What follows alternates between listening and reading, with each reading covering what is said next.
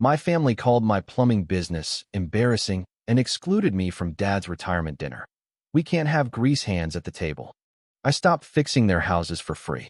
That winter, pipes burst in 3 of their properties. The emergency plumber quoted $14,000 per house. They called me 37 times. I was in Cabo. They told me I couldn't come to my own father's retirement dinner because my job was embarrassing. And 6 months later, they called me 37 times in one night because 3 of their houses were flooding and the emergency plumber they found online wanted $14,000 per property. And I was sitting on a beach in Cabo San Lucas with my wife, watching the sunset, watching my phone ring. And I let every single call go to voicemail because sometimes the best thing a plumber can do is nothing at all. I'm Jake, 34M. I own a plumbing company. Not a side hustle, not a one-van operation, an actual company. 6 employees. For trucks, commercial and residential. We cleared $320,000 in revenue last year, and I'm on pace to beat that by 40% this year. I'm telling you this up front because my family never would. My family would tell you I work with pipes, the same way you tell someone your cousin sells essential oils. Vague. Embarrassed. Hoping you don't ask follow-up questions. My brother Connor is a real estate agent. Closed 11 deals in 6 years. Drives a BMW 3 Series he's 3 payments behind on. Wears slim-fit suits to open houses for condos that haven't moved in 4 months and somehow still talks about the market like he's Warren Buffett at a dinner party. My sister Megan is a marketing coordinator at a mid-sized firm downtown. Makes $54,000 a year before taxes. Posts LinkedIn content about corporate leadership and building brand ecosystems like she's running the place. And her last big project was a newsletter redesign that took 6 months and got 12 opens. And me, the guy with the trucks and the employees and the revenue that dwarfs both of their incomes combined. I'm the embarrassment. I'm the one with grease hands. I'm the one they don't bring up at parties unless someone specifically asks about a 3rd sibling, and even then the answer is kept short. Classic. Let me give you context, because this didn't start with the dinner. This started 15 years ago when I was 19 and my dad Frank handed me a wrench in his garage on a Saturday morning and said, "This is honest work, son. Don't let anybody tell you different." He was a contractor. Spent 35 years building things with his hands, framing houses, pouring foundations, running crews of 15 guys across 3 job sites simultaneously. He taught me how to solder copper pipe when I was 12, how to read water pressure from the sound of the flow, how to press your hand against a wall and feel where the leak was hiding. He made it sound like a superpower, and honestly, it kind of is. I apprenticed at 18, got my journeyman license at 21, my master's at 24, and started my own company at 26 with 1 van, 1 toolbox, and a Yellow Pages ad that cost me $200 a month. Everything I am professionally, my father built the foundation for. Remember that. It matters later. My mother Diane is a different species entirely. Diane grew up in a house where your job was your identity, and if your identity wasn't white-collar, you were furniture. Her father was an accountant. Her mother was a legal secretary. Everyone in her family had a desk and a title and a way of looking at tradespeople like they were part of the scenery, useful but not worth acknowledging at eye level. She married a contractor and spent 35 years pretending she didn't. When people at church or at the school fundraiser asked what Frank did, she'd say construction management, because contractor sounded too much like the guy who shows up in a dirty truck and tracks mud on the carpet. She raised Connor and Megan with the same energy. Office jobs, clean hands, respectable titles, something you could print on a business card and hand to a stranger without flinching.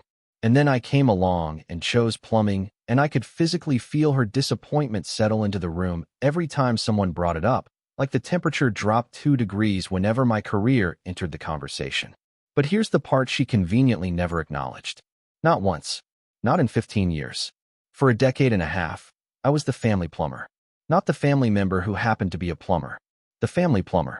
The one you call at 11:47 p.m. when the water heater explodes and there's an inch of water spreading across the basement floor. The one you call on Christmas Eve when the kitchen sink backs up 20 minutes before guests arrive.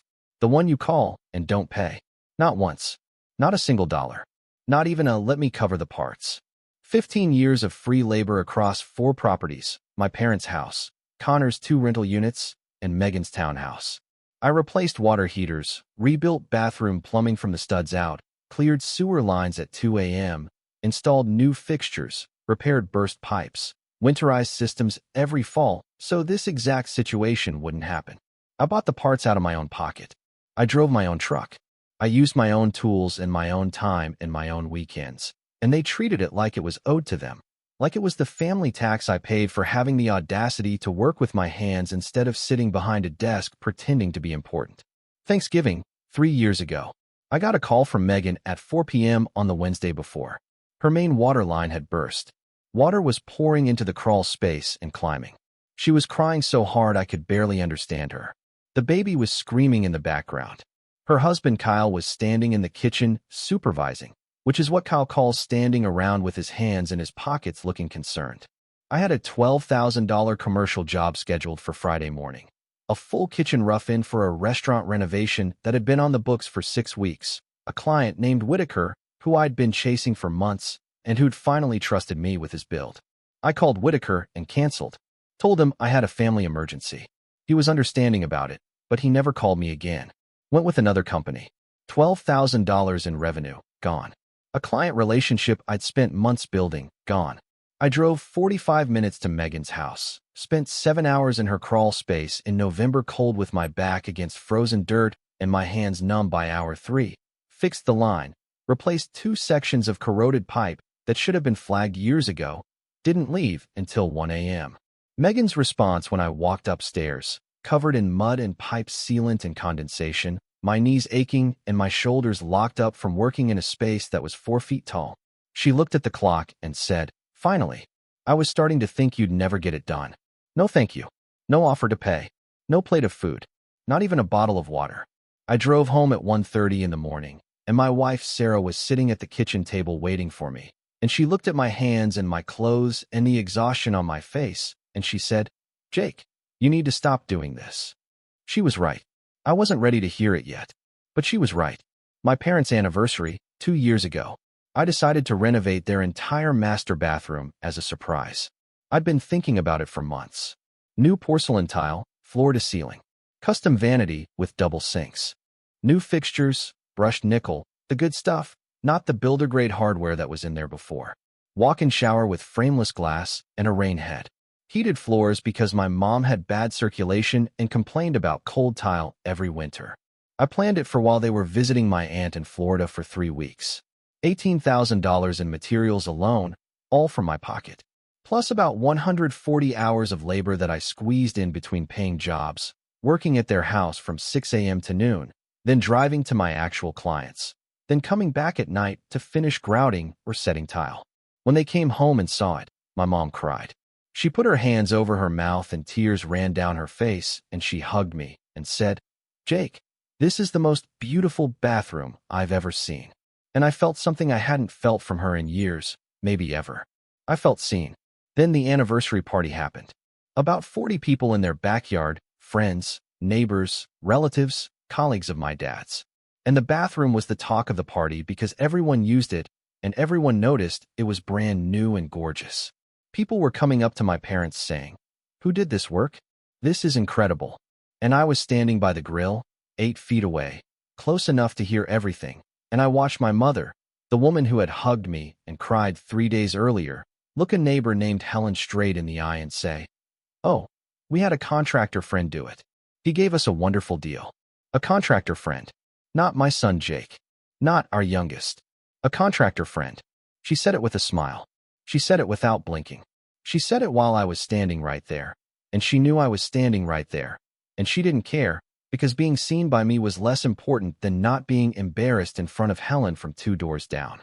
I put my burger on a plate and I went inside and I sat in that bathroom, the one I built, the one with the heated floors and the frameless glass, and I just sat on the edge of the tub and stared at the tile and thought, this is the most expensive thing I've ever built for free, and she can't even say my name. I didn't find out about Dad's retirement dinner from my family. I found out from Instagram. Megan posted a story, Saturday night, 7:48 p.m., a boomerang of champagne glasses clinking at Marcello's, the Italian place downtown with the white tablecloths and the $60 entrees, and the valet parking. The caption said, "Cheers to 35 years, Dad." and I could see them all in the frame. Mom in a navy dress. Dad in a blazer I'd never seen him wear. Connor with his arm around his wife. Megan's husband holding a glass. About a dozen people I assumed were Dad's colleagues and their spouses. Everybody dressed up. Everybody smiling. Everybody except me, because I wasn't there, because nobody told me it was happening, because to them I didn't belong in the frame. I called my mother the next morning. Sunday, 9:15 a.m. She picked up on the fourth ring, and I could hear it in her voice immediately. That slight tightness, that preemptive defensiveness, the tone she uses when she already knows she's wrong, but has committed fully to not admitting it. I said, Dad had a retirement dinner last night. She said, oh, honey, it was very last minute. It just came together. Lie. Marcello's requires reservations 3 weeks in advance for parties over 8. I'd taken Sarah there for her birthday. I know the policy. I said, Mom, why wasn't I invited? And she went quiet for about 4 seconds, which for Diane is an eternity. The woman who has never left a silence unfilled in her life went quiet for 4 full seconds, and then she said it. The sentence I will hear in my head until the day I die. She said, Jake, we can't have grease hands at the table. These are your father's colleagues. What would they think? Grease hands. At the table. For the retirement dinner of a man who spent 35 years with concrete dust in his hair and sawdust in his boots. The man who taught me everything with those same hands. Those were the words she chose. I didn't respond. I let the silence sit there, heavy and wide, and she rushed to fill it the way she always does, talking over the quiet with explanations that weren't explanations, saying it was a professional crowd, and she didn't want me to feel out of place, and it's not personal. Jake, it's just optics, and I hung up. Didn't slam the phone. Didn't raise my voice. Just pressed the button and sat in my kitchen and stared at the wall and felt something inside me rearrange itself, like a pipe that's been under pressure for years and finally, just quietly, cleanly, disconnects. Connor called 2 days later. Damage control mode. That's his role in the family, the smooth one, the mediator, the guy who puts on the reasonable voice and tries to walk you back from the edge that his mother pushed you to. And during the conversation, he let something slip, almost casual, like he didn't even realize the weight of it. He said, Mom told everyone you were away on business, by the way. Someone at the dinner asked about you, and she said consulting. Consulting. She didn't just exclude me. She erased me. Then she invented a version of me that she wasn't ashamed of and presented it to strangers as the truth. I wasn't just missing from the table. I'd been replaced by a fiction that had clean hands and a respectable title. Then Dad called. Wednesday evening, 6:30 p.m. And this was the one. This was the one that actually broke something that I don't think has been repaired since. Because Connor is Connor and Mom is Mom, and I'd made my peace with their patterns years ago. But Dad was the garage. Dad was the wrench. Dad was honest work, son. He called and said, Jake, I wish you'd been there. It wasn't the same without you. And for about 3 seconds I felt something warm, something like maybe my father was about to be my father. And then he said, but your mother has a point, son. It was a nice place. You would have been uncomfortable anyway. Uncomfortable. At a dinner celebrating the retirement of a contractor.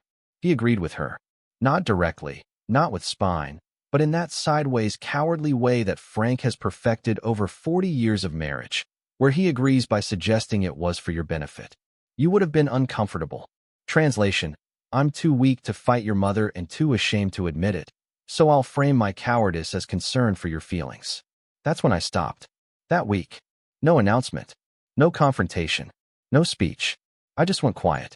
Connor called about a slow drain in one of his rental units. I let it ring. Megan texted about her garbage disposal making a grinding noise. Read. No reply. Mom called about a funny smell coming from the laundry room. Voicemail. I didn't block anyone. I didn't change my number. I just stopped being available. First time they assumed I was busy. Second time they figured I was on a big job. By the third unanswered call, I could feel the shift in the messages. Confusion turning to irritation. Irritation turning to something that sounded almost like panic. Because for the first time in 15 years, the family plumber was offline, and nobody in that family knew how to fix a single thing. 3 months of silence. Then winter arrived. And winter, if you know anything about plumbing, is when the bill comes due. January 14th. Historic cold snap across the region. Temperatures dropped to -11 overnight. The kind of cold where your breath freezes before it leaves your mouth and pipes that haven't been properly winterized become ticking time bombs. By 6 a.m., Connor's rental property on Birch Street had a burst pipe in the upstairs bathroom. Water was pouring through the ceiling into the kitchen below. His tenants called him screaming, threatening to withhold rent, threatening legal action, threatening everything tenants threaten when they're standing in 2 inches of water at 6 in the morning. The pipe that burst was the same pipe I'd warned Connor about 2 years earlier. I'd looked at it during a routine check and told him the copper was thinning and the joints were starting to green, and he needed to let me replace that section before winter. He said, "It's fine, don't worry about it," because the rental was making money and he didn't want to deal with the inconvenience of a repair. I offered to do it for free. On a Saturday, he said no. That pipe burst at 6 a.m. on January 14th and Connor's, "It's fine," turned into a waterfall through his tenant's ceiling. By noon, Megan's townhouse had a frozen main line that cracked when temperatures briefly climbed above zero and the ice started shifting. Water in the basement, rising fast. And the hardwood floors, the beautiful red oak hardwood floors that I had installed as a housewarming gift when she moved in 3 years ago, the floors I'd spent 2 full weekends measuring, cutting, laying, sanding, and finishing by hand. The floors that Megan told her friend group were done by a professional flooring company, because apparently even the floors I install can't have my name on them. Those floors were buckling and warping in real time, swelling with water like sponges, and there was nothing she could do about it except watch 3 years of my free labor dissolve into her basement. By the next morning, 3 a.m., January 16th, my parents' house. The pipe in the garage wall. The same pipe I'd flagged for replacement 2 winters ago during my annual winterization visit. The visit I did every October for 12 years. The visit nobody ever asked me to do. I just did it because that's what you do when you love people who don't love you back the same way. I told my dad that pipe was original to the house, 40 years old, and it needed to go. He said, "It's held this long, it'll hold another winter." It did not hold another winter. It exploded at 3 a.m. and sent water flooding into their garage, across the concrete, under the door into the hallway, and into the first-floor living room where the carpet turned into a marsh. 3 houses, 72 hours. Every plumber in a 60-mile radius was booked solid or charging emergency rates that would make your eyes water. Welcome to a historic cold snap. Connor called an emergency service he found on Google. Guy showed up in 4 hours. Walked through the rental, assessed the damage, pulled out a clipboard, and quoted $14,000. Connor's face went white. He tried to negotiate, offered $8,000, said he could get a better deal elsewhere. The plumber, a guy named Ricky DeLuca who I actually know from trade shows, looked at Connor and laughed. Not mean, just the honest laugh of a man who knows exactly what his time is worth when every pipe in the county is exploding. Then Ricky looked at the existing pipe work, ran his hand along a joint, and said, "Who did your original plumbing in here? This is really clean work." Connor mumbled something about a previous contractor. Ricky looked closer at the way the fittings were seated, at the soldering pattern, and said, "This looks like Jake Harmon's work. I'd recognize these joints anywhere. Is he your guy?" Silence. "Why didn't you just call him? He's one of the best in the state. Probably would have charged you half what I'm quoting." And Connor, standing in 2 inches of water in the rental property that my hands had maintained for free for over a decade, had to look this man in the eye and say, "We're not on good terms right now." Ricky didn't push it. He just quoted $14,000 again and said take it or leave it. Megan's emergency plumber quoted the same ballpark, $13,800. She called 4 other companies. Booked. 3-week wait list. Booked with a surcharge. She started crying on the phone with the 4th one, actually sobbing, and the receptionist on the other end didn't know what to do. Mom and Dad's situation was the worst of all. Their homeowner's insurance wouldn't cover $1 of the damage. Why? Because the policy had lapsed in November. For the previous 12 years, every single year, I had sent my dad a text in early November. "Dad, renew your homeowners. Don't let it slip." It was part of the invisible maintenance I did. Part of the service. The unpaid, unacknowledged, taken for granted service that came with being the family plumber. Nobody renewed it this year. Nobody even noticed it needed renewing. Because the person who noticed was the person they'd stopped talking to. $14,000 in emergency plumbing costs with zero insurance to soften the blow, coming straight out of Frank's retirement savings. The retirement they'd just celebrated at Marcello's with champagne and white tablecloths, and the fiction that their third child was in consulting. The call started Saturday night, January 17th, 7:03 p.m. Central Time. I was in Cabo San Lucas, Pacific Side, a resort called Las Ventanas that Sarah had bookmarked on her phone for 2 years. Anniversary trip, 5 nights, ocean view suite. The kind of vacation I could afford because my embarrassing plumbing business was clearing $320,000 a year, while Connor was ducking calls from BMW Financial Services and Megan was putting groceries on a credit card she'd been carrying a balance on since 2021. Sarah and I were on the beach. She was halfway through a mango margarita. I was reading a thriller I'd been meaning to finish for 3 months. The sun was going down, this ridiculous gold and orange and pink that you only get on the Pacific coast, and my phone started buzzing against the armrest of my beach chair. Connor. Decline. Megan. Decline. Mom. Decline. Connor again. Decline. Unknown number, probably Connor's wife. Decline. Megan from her husband's phone. Decline. Mom from the landline. Decline. The calls kept coming, stacking up like cars in a traffic jam, one after another, each one more urgent than the last based on the voicemail previews scrolling across my screen. I set the phone face down on the towel beside my chair and watched the last edge of the sun disappear below the water. Sarah looked at the phone buzzing against the sand, then looked at me and said, "Don't you dare." I picked up my drink and watched the sky turn purple. They didn't just call my phone. They texted. Long, rambling, increasingly desperate messages that started professional and ended unhinged. Connor's first text. "Hey bro, got a plumbing emergency at the Birch ST rental. Any chance you can call me back?" Connor's ninth text. "Jake, please, I have tenants threatening to sue." Megan's text started passive-aggressive. "Must be nice to be unreachable when people need you," and ended raw. "Jake, please, I'm begging you, my floors are ruined." They called Sarah's phone. She showed me the screen, smiled, and turned it off. They called my business line and got the after-hours voicemail. They called Luca, my best friend since freshman year, the guy who helped me paint my first work van in his parents' garage. Luca texted me at 11:52 p.m., "Your family is losing their minds." They called me 3 times. "Enjoy your vacation, bro." I sent back a sunset emoji and ordered another round. Mom's voicemails were a journey. Voicemail 1, 7:12 p.m., angry. "Jake, this is your mother. Pick up your phone. We have an emergency, and you are being incredibly selfish right now." Voicemail 9, 8:45 p.m., negotiating. "Honey, look, I know things have been tense. If you come help us, we can sit down and talk about the dinner thing, I promise." Voicemail 23, 10:15 p.m., breaking. "Jake, please. The water is in the living room. Your father is trying to mop, but is back." The last voicemail, number 37, 11:48 p.m., was Dad.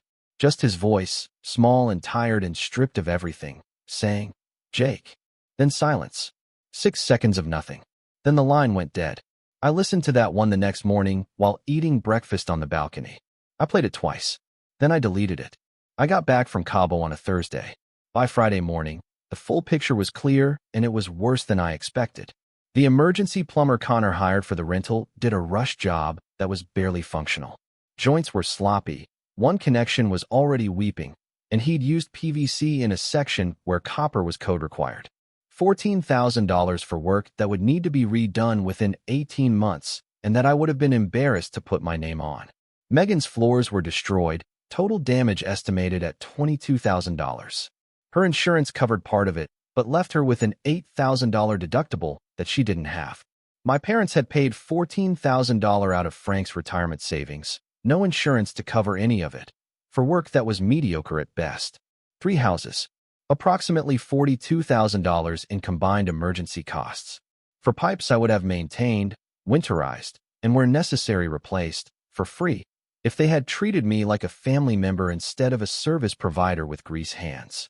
And then they wanted me to fix it. The emergency plumber's work. Connor called the day I got back, Saturday morning, 8:30 a.m., voice completely different from the BMW Connor I was used to. No swagger, no real estate energy, Just a man standing in a rental with a $14,000 receipt and a pipe that was already leaking again, and he said, "Jake, can you at least come look at what this guy did? Please. It's already dripping again." And I said, "My rate is $150 an hour, minimum 4 hours. I can schedule you for next Thursday." The line went dead. He didn't even say goodbye. Megan went the social media route. Posted on Facebook, didn't use my name, but posted a long paragraph about family members who abandon you when you need them most, and how some people only care about themselves when it's convenient, and how blood should mean something, but apparently it doesn't to everyone. Lots of crying emojis. Lots of vague quotes about loyalty. She got 42 likes and a bunch of sympathetic comments from people who had no idea what actually happened. Sarah saw it before I did. She screenshot it, opened a text to Megan, and typed one line. "Remember when you told your friends a professional company did your floors?" Sent it. Megan deleted the Facebook post within 20 minutes.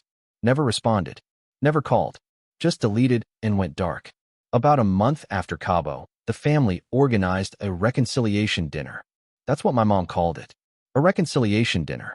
Like we were two countries negotiating a treaty and not a family that had excluded its most useful member for having the wrong job title. My parents' house. Sunday evening. Everyone would be there. "We'll clear the air," Mom said in her voicemail. And her voice had that performative warmth she uses when she wants something. The same voice she used when she needed me to drive 45 minutes to fix Megan's pipe on Thanksgiving Eve. Connor called to pitch it personally. "Mom really wants to move past this, Jake. Can you just come? For Dad's sake." I said yes. Not because I believed anything would change. Because I wanted to confirm something I already knew. I showed up at 5 p.m. Walked in the front door. Mom hugged me like it was a Hallmark commercial. Dad shook my hand with both of his, held it a beat too long. Megan gave me a smile that didn't reach anywhere near her eyes. Connor clapped me on the back like we were buddies at a tailgate. The table was set. Pot roast was in the oven.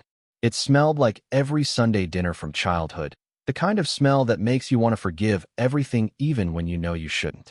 And then, before anyone sat down, before a single plate was served, before the air was cleared on anything, Connor said, "Hey Jake, while you're here, could you take a quick look at the upstairs sink?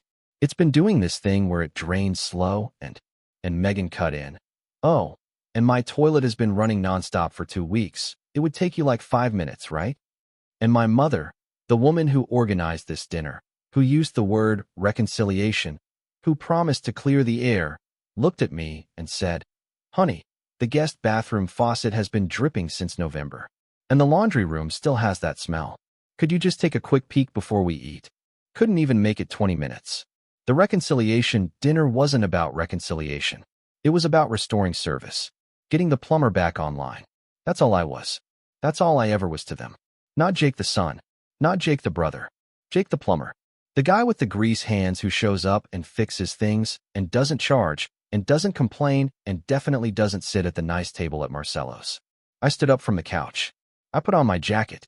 I picked up my keys from the counter where I'd set them 4 minutes earlier. And I walked out the front door without saying a word. Didn't slam it. Didn't yell. Didn't look back. Just walked, got in my truck, started the engine. I sat in their driveway for about 30 seconds, looking at the house. The house with the bathroom I renovated. The pipes I replaced. The water heater I installed. The winterization I did every October. The $200,000 worth of labor and love and time that they'd taken from me over 15 years and repaid with a seat at the table that never existed. I put it in drive and I went home. Nobody came to the door. Not one of them. That night, I drove to my shop. Not to work. Just to be somewhere that made sense. I parked in the lot, killed the engine, and sat there looking at the building. My name on the sign, lit up. 6 parking spots for 6 employees who show up Monday through Friday because I built something worth showing up to. 4 trucks in the lot with my company logo on the doors. Inside, a client board with jobs booked out 3 months, a waiting list for residential, and 2 commercial bids pending. I built this. Not Connor with his 11 deals and his leased BMW. Not Megan with her LinkedIn posts and her 12 open newsletter.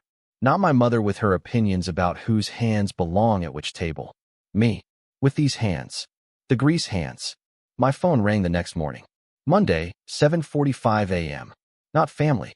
A property management firm called Whitfield & Associates. Needed a full plumbing retrofit on a 40-unit apartment complex across town. $94,000 contract over 4 months. The manager said he'd gotten my name from a referral. Said I came highly recommended. Said he'd heard I was the best in the region.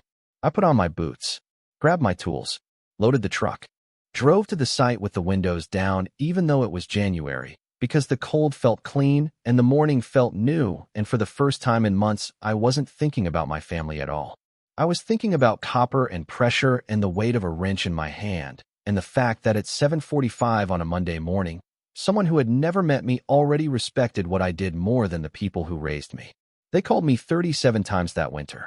I get about 37 calls a week now from clients and contractors and property managers who need someone with skilled hands and a good reputation. The difference is, these ones pay. These ones say thank you. And not a single one of them has ever been embarrassed to have me at their table. If you made it this far, thank you for listening. I'll see you in the next one.